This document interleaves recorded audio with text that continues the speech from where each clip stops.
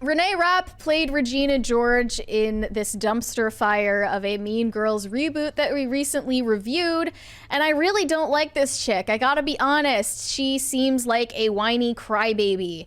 She was on the Call Her Daddy podcast last year promoting this upcoming project, and for years she had been playing Regina George on the Broadway circuit, so she has a lot of experience with it.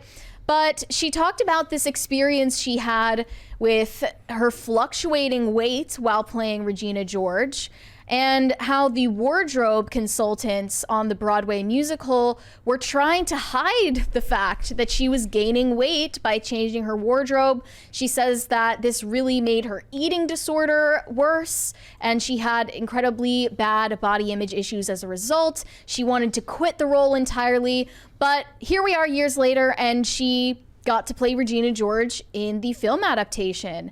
And I voiced this concern publicly and got a lot of shame for it. And threats. Because I said it makes no sense that someone playing Regina George would be chubby or overweight. It makes no sense. And to the uninitiated, a fifth of the plot revolves about her being thin and getting chubby. There is a 3-pillar plan to take down Regina George, and one of those pieces of the plan is taking away her technically good physique. Thus, if there's no point, she needs to have a technically good physique in order for that to be a part of the plot, doesn't she? It would have been hilarious if they actually acknowledged the fact that she was chunky and said, we're gonna make her fat and not chunky. Like, she's gonna go from chunky. Yeah, like actually gain weight for the role. Yeah. No, but the issue here is that Rene Rapp refused to lose weight to play this role, either on Broadway or in the film. And I find that to be incredibly entitled. And then these men come out here, and Christian Bale's like, I'm gonna lose like 200 pounds to do this movie, and then I'm gonna gain 200 pounds to do this movie, and then they get praised for it. So you'd think these women, they want to be praised like men. Maybe you should take the Christian Bale approach, and you should lose a bunch of weight, and then you can go back and say that the next one is because you needed to gain the weight back to do something else. But they don't want all of these guys go do these superhero movies.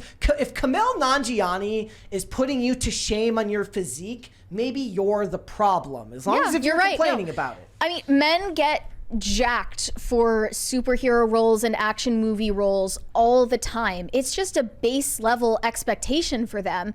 But you can't be expected to lose 20 pounds to play a character who neurotically tracks calories and is obsessed with having a perfect body. It just doesn't make any sense. It's a double standard. Okay, so let's play some of these clips from that podcast. This is actually a perfect example where it is a double standard against the men. And just acknowledge it. All right, here we go. Let's watch this one first, I guess. I started working. Can we full screen it? I started working in Mean Girls on Broadway, and I was really, really sick. Had a horrible eating disorder, and I was laying in my bed in New York, and I remember FaceTiming my parents, and I was like, I cannot go to work. She was 19 at the time, by the way. I can't do it. Like, I can't go to that place. Like, I physically cannot be there. This is scaring the shit out of me. Like, I can't do that. I can't put on those costumes, not after everything that's happened, not after changing my costumes, not after this whole thing. Like, that was not my decision. I can't be there. I'm a kid. I'm a fucking kid. 19. Again, I want to 19 with a full-time job. I also want to mention that, guys, again, as I say all the time on the show, sucks to suck, but guys and girls have different expectations. No guy is going to skate on this excuse. Let's roll the next. Oh, she doesn't look overweight. You get an there. eating disorder while on Broadway? I had an eating disorder starting, I now know, when I was 10.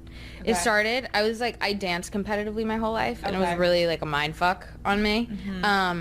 And little potty mouth on this one. It was just bad. And then it changed when I got into Mean Girls, because it went from a binge eating disorder to I'm not eating at all. And it was really tough. The chat slip.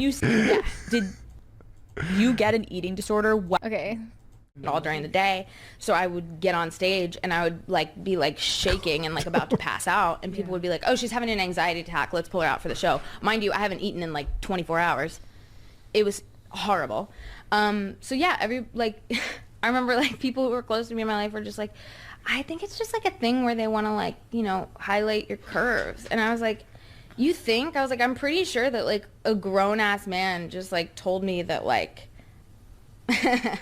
I'm not a size to be wearing this on a stage, but yeah.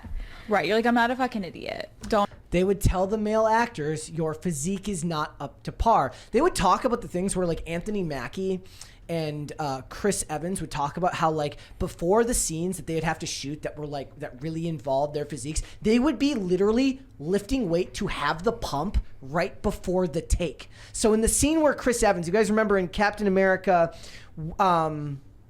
Civil War,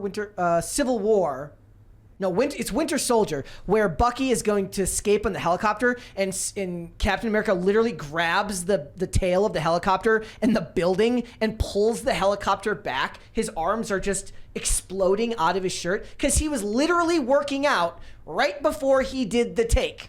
Okay? That's dedication to your craft. People don't compliment that because of the patriarchy. They compliment it because it's artistic dedication to your chosen profession. You are in a visual medium. It is your job to look a specific way on screen. Not always good. Sometimes if you're Brendan Fraser, you have to look bad on screen. But you have to be dedicated to the artistic element to it. The idea that your feelings and your personal problems come first, that's valid. You're allowed to do that, but you're then not allowed to complain when you don't get hired to take these roles or to have these roles. But they want to both have their cake, for lack of a better term. Oh, they want to have their cake, and they want to have their cake, and they want to have their cake. And then eat it, and then eat it too again. And eat it too, and eat it too, and then throw it up, and then eat it too. A lot. That's all I'm saying. Is there a fourth part here? And I saw that like they were putting like a skirt over my corset and stuff. And I knew when I got in there, I was like, oh, I know what this is for. I was like, I know exactly what this is. And because I could tell by the demeanor of the costumers and the people, they were like, we're so sorry. And I was like 19 years old, and I was like, oh, fuck. Mind you, at the time, I'm already in the show and getting like horrific messages from people online that's like, we didn't even want to be at the show because we saw that your like ass was hanging out and da da da da da da. Mind you, I'm like, then I'm going into interviews as a teenager, and like the constant like thing that everyone is asking me is like, how does it feel being like a curvy woman playing a role and da da da. I'm like, A, I'm a teenager. B, this is also a wildly loaded conversation because now you're going. Yeah. You had $20 one here. You got that one? No. It says Salom. It says seems like abortion, like the legal system, is another tool used by some women to exact revenge and exert power at the expense of the child. Also, is wokeism pathological compassion? There's no compassion. It's. I think it relies on pathological levels of altruism in the people who consume wokeness. Yeah. So anyways, back to Rene Rapp. Yeah, I just don't feel any sympathy for this mindset. You know, if you are so sure that you don't want to do this role anymore and you're on the phone with your parents saying that you want to quit, then you should quit. If it's beyond your limit, you should quit the job and let someone else take the role. Also, but you didn't do that. She said, I was a teenager. She was an adult. She was 19. Mm-hmm. So... And she's like, I'm a kid, I'm an effing kid. Like, if you were actually a kid, yeah, it would be terrible if people were trying to bully you for how you look. But what it sounds like to me is that all of the cast and crew didn't have the heart to tell her that her weight was an issue, because you're not supposed to mention women's weight these days, even if they're in a visual medium for their job. So they weren't sure what to do or say, and they just started stuffing her into corsets, and they put her clothes over them, and they try to tell her that it's actually a good thing that she's plus size and playing Regina George. It's also funny because I think she's not plus size. She is.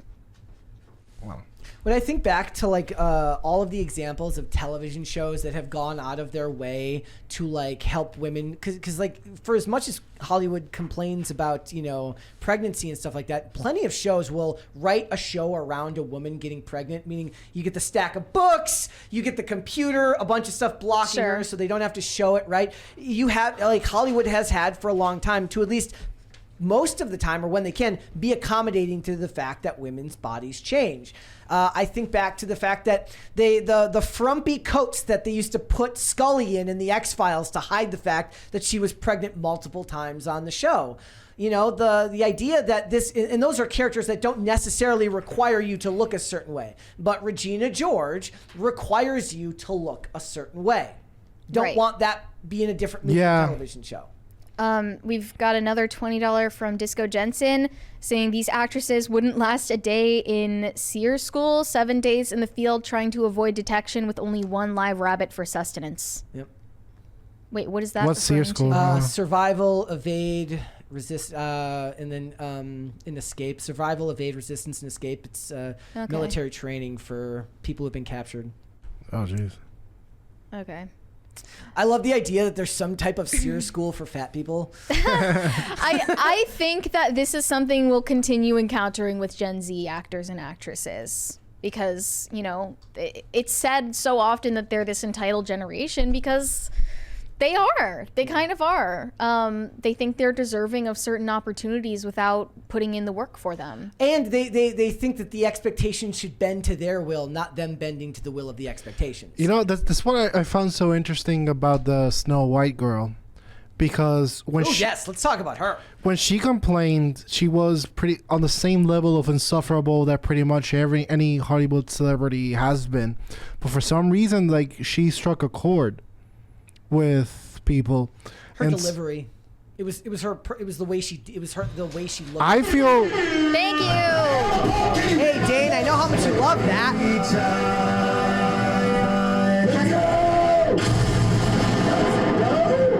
I swear it's getting louder. I feel it was the same like nonchalant and better than you, holier than thou delivery that everyone has. Yeah.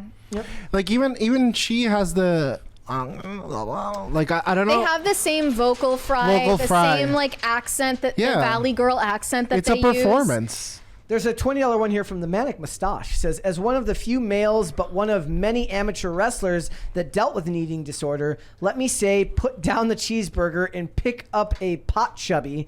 Hashtag help women find the kitchen again. I don't think Rene Rapp needs any help finding the kitchen. I wonder if this is the clip that's gonna get us on some bullshit self-serving California podcast where the chairs. That would be great for the show. Where the chairs face forward. That would be great. No, yeah, you're right. It's with these musical theater types.